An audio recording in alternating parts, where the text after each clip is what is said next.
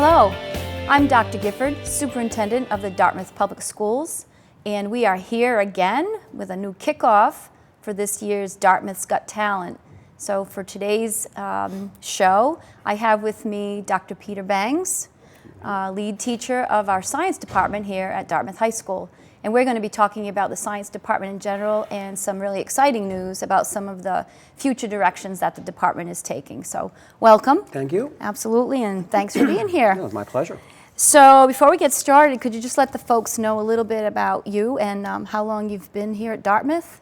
Sure. I've been here at Dartmouth since 2002, so I'm not good at math, so it must be, 15 years? Yeah, sounds good. Before then, I was a research scientist, so I consider myself a recovering scientist in the sense that I still dream about being in the laboratory. I bet. So I changed careers when my first child was born. I was spending way too much time out of home. Right. So teaching was an obvious choice. My wife's a teacher. My brother's a teacher, my sister's a teacher, my grandma was a teacher, my aunt's a teacher. Okay, you had enough influence. Yeah. So it's really one of the best decisions I ever made. Right. I love it here at Dartmouth. I really love my job. Wonderful, So, wonderful. What do you really love about it the best? I think I might know the answer. Well, but interestingly, it's a thought. There's the one thing that I was concerned about. I wasn't entirely sure when I was going to become a teacher that I would like high school age kids.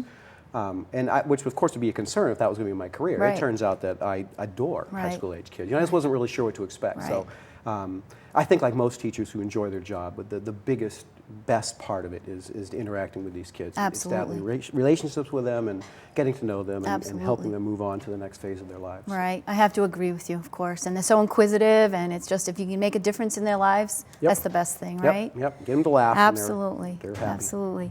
So we're here, obviously, to talk about a little bit about the science department itself. Can you just tell us a little bit about what course offerings we have here at Dartmouth in that department? Yeah, we're blessed actually. We certainly have the core courses. We also have a nice variety of electives. So our core, like any high school, is going to have biology, chemistry, and physics.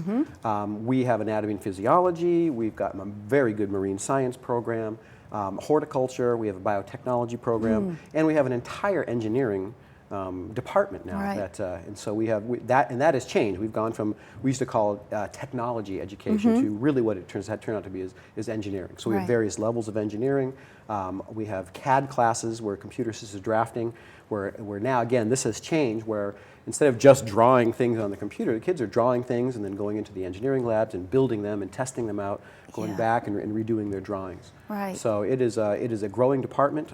We have many more kids taking our science electives than we had, say, 10 years ago. Right. So it's we're really excited. We've had a not that it's a good thing. We've had a lot of turnover. Not that anything wrong with the teachers we had, but as generally when new teachers come into some place, they really want to make a mark and really do something. So they're aggressive, they're enthusiastic, they're very willing to embrace change and are really trying to expand a program and make opportunities for the kids. Unbelievable. I've heard a lot about, as you just mentioned, the engineering program. It started off small.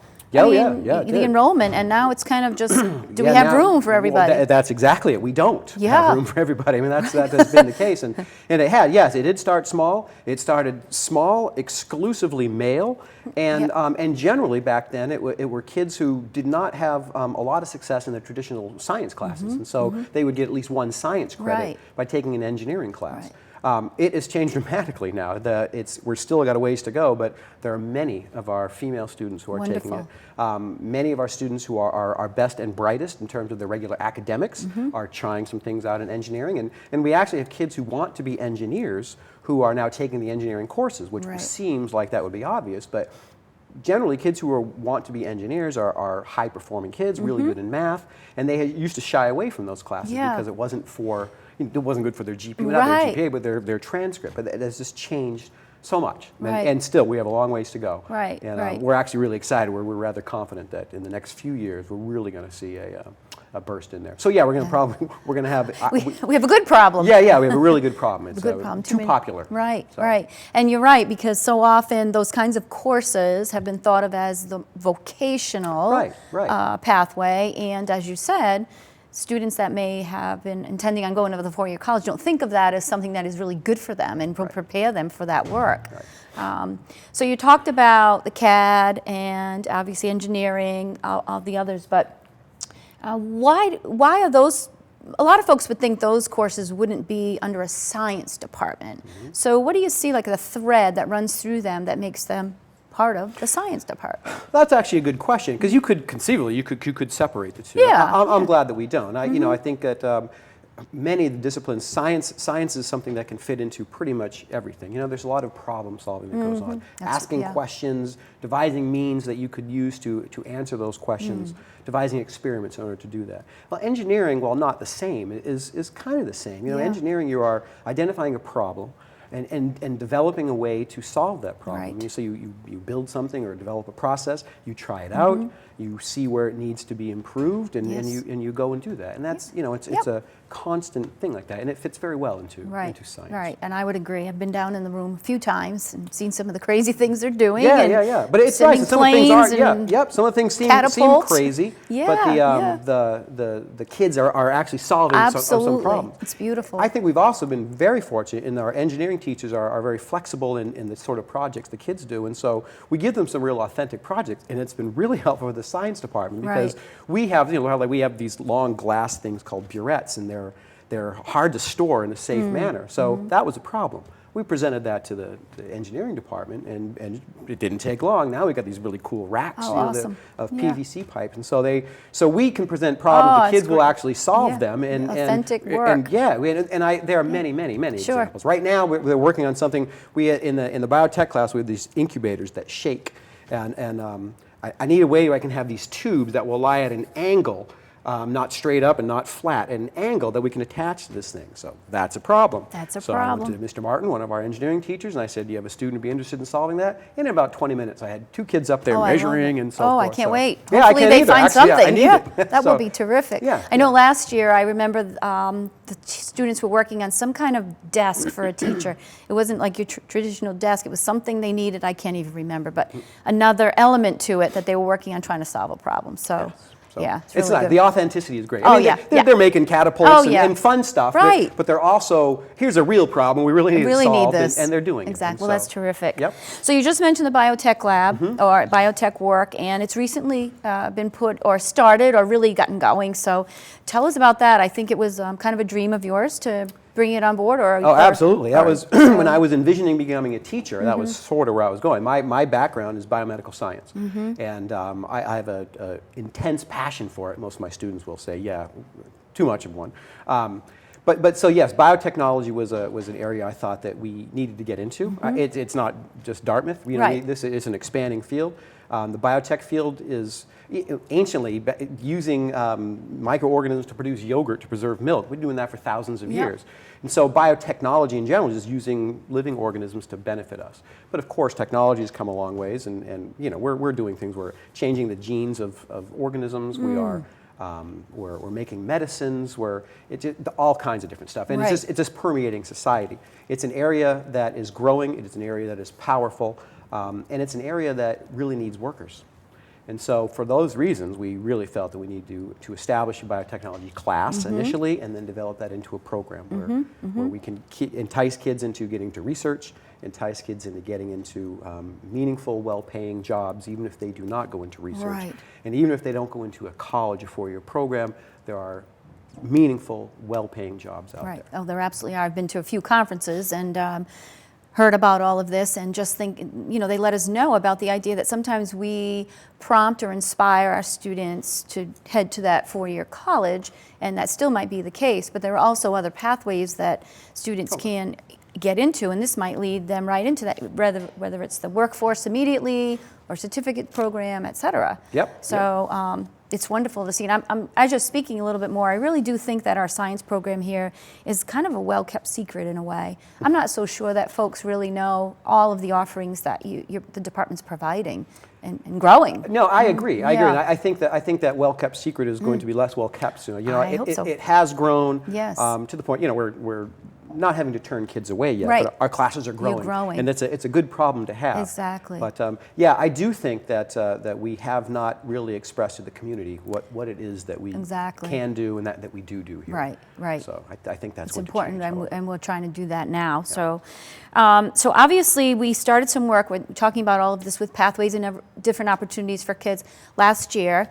Can you talk a little bit about, so far, what that is starting to maybe look like, or the thought process that folks have about developing certain pathways? And we know it's just not science, as we said, but if you could talk a little bit about what we're doing here with those and various departments. Sure. The overarching idea was what you just touched on before, is that, yeah, as a comprehensive high school, it is our goal to get as many kids as possible into college. You know, that's how we view our role.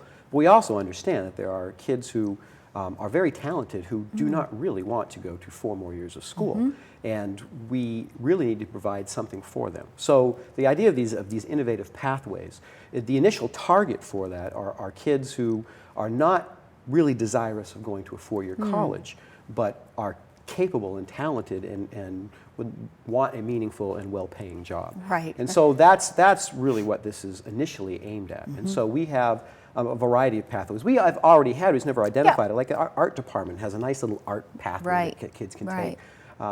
So we were just trying to expand that, and that's where this innovative program's coming. So the particular strands that we're aiming for in the science department is the biotechnology, engineering and robotics, and also computer science, which is the business department, but it blends quite nicely into us. And so we're really trying to establish a means by which kids can come in their freshman year, be exposed to small little snippets of each of these opportunities, and then decide, well, maybe I want to pursue this. And I think that's been probably, a lot of times kids don't really understand, because we haven't told them, you know, what's available to them here. You know, there's the traditional pathway, but, you know, and so that's what we're really trying to do, is establish a way to identify these pathways for these kids, and then show them this are the sort of classes that you need to take.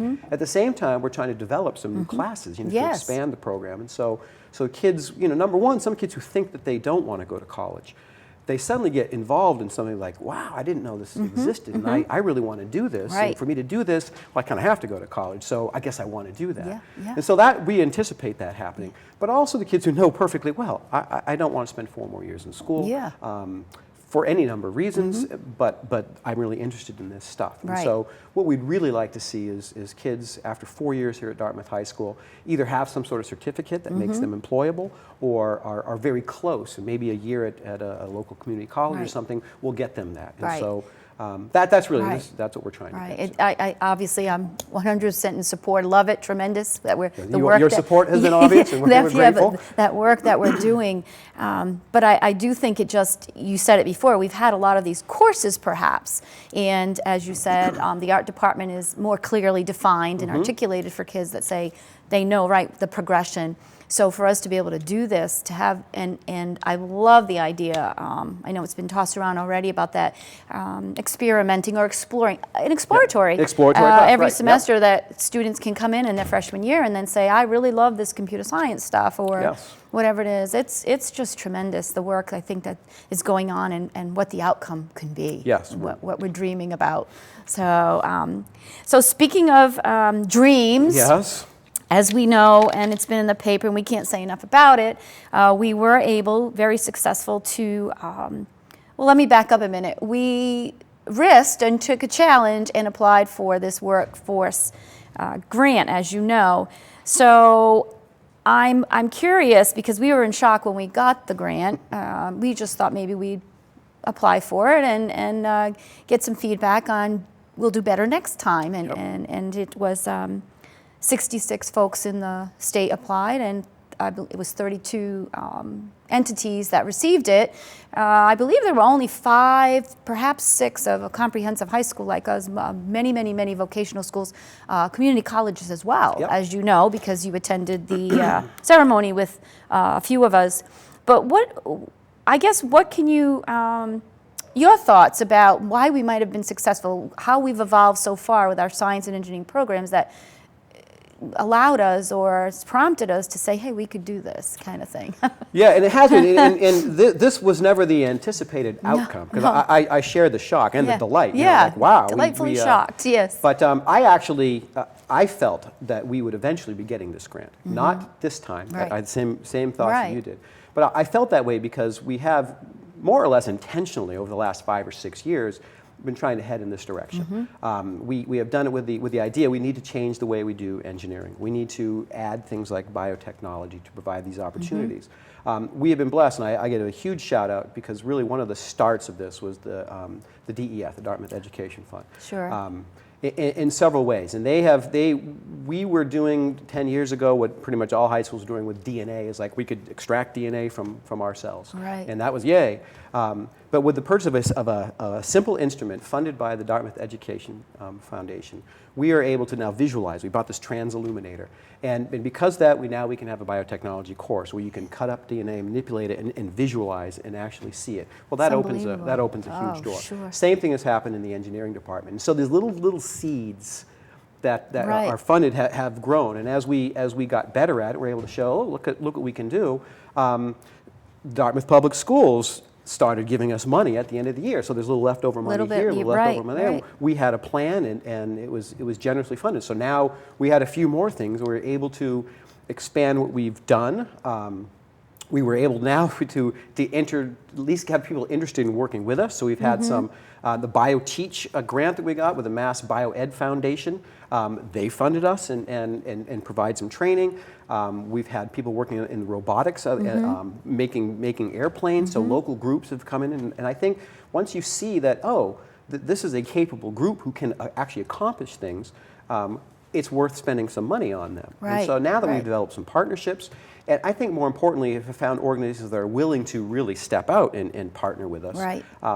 Suddenly we are an attractive grant recipient. Like, this money, they've shown that they can do this, and the other thing. Yes. So we are quite confident that if we fund them hugely, which they did, hugely, yes. that money is going to be well spent. Right. And I do have to say, this is not just we can buy this, we can buy that. No. This is a transformative grant. I mean, we're state of the art in some of the things that we are going to be having, and the kids are going to be doing things that are state of the art. Right, you've said that, and I know Mr. Tebow, of course, a principal coming into a school that all of a sudden receives this huge grant. And says, wow, how can we do this? But many of you have used those words that it's transforming what we do. Really giving the kids the equipment to, industry-based, I suppose? Yeah, industry-based, academic-based. Yeah, I mean, one of the things that we're going to get from this grant are little instruments that are actually used on the space shuttle. Not the space shuttle, the space station, I should say. The actual, not the same thing, but the same thing. The same prototype. Yeah. So it is truly state-of-the-art stuff. You don't get any better. Unbelievable. Yeah, Unbelievable. Really nice. Unbelievable. So talk to me a little bit about that. We are purchasing that autotomage. Yes, I can't even pronounce I'm not sure how you pronounce it either. There you go. Right. Among the things that among the many things. Yes, it's essentially a virtual cadaver. Yeah. So it's a roughly, it's like the size of a hospital gurney. Right. And it has in software a real human cadaver that was preserved and thinly sectioned and photographed. The whole thing's put together. So kids, it's a touch screen. They'll be able to see a full-length cadaver. They will be able to dissect it. See all the different Study systems. all and the it's systems. entirely real. Right. This is an instrument that is used in medical schools. Yes. The quality, you don't have any degradation of your cadaver. Right. You don't have the ick factor that's something. Formaldehyde. This is a state-of-the-art instrument that. I just happened to mention it that we got this for kids. I have kids coming by after school, as do other teachers, saying, when is that going to show up? Yeah. They're not even taking the class. They just want to see it. They want to hear about it. They want to play with it. So. And I feel the same way. I had seen it at a conference, and I came back and said, we have to get one of those. So again, this grant is going to just set us on that right path to be able to offer so many opportunities for our kids, and we're just so excited. We're so excited about the inspiration and obviously the enthusiasm that all of our teachers now have as far as developing these pathways, being articulate, the partnerships, community college partnerships, et cetera, and then with this money, just how much more we'll be able to provide. It's just outstanding. Yep, and I think also once we get the hang of things, a lot of the stuff that we're getting is not exclusive science or computer science. Exactly. We're getting some things that can be used by other departments. That's right. And I think it's going to provide a way that we can integrate our curricula.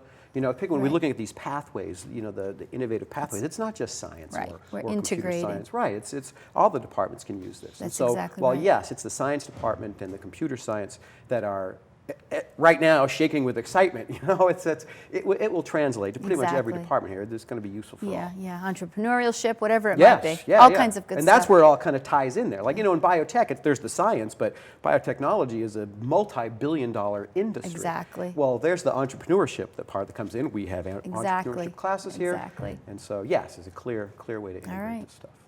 Well, believe it or not, we're running short on time for our show That was today. fast. It always is. So I want to thank you again for joining me today. And of course, we look forward to seeing what happens, as we're as excited as the kids and the staff of getting some of this stuff going. And maybe we'll be able to do a show in the future of, you know, filming in those classrooms and seeing what's happening. I hope so. So once again. Okay. So thanks for joining us today. Once again, this is Dr. Peter Bangs, our lead teacher for our science department. And we hope you enjoyed Dartmouths Got Talent. Until our next time, have a great day.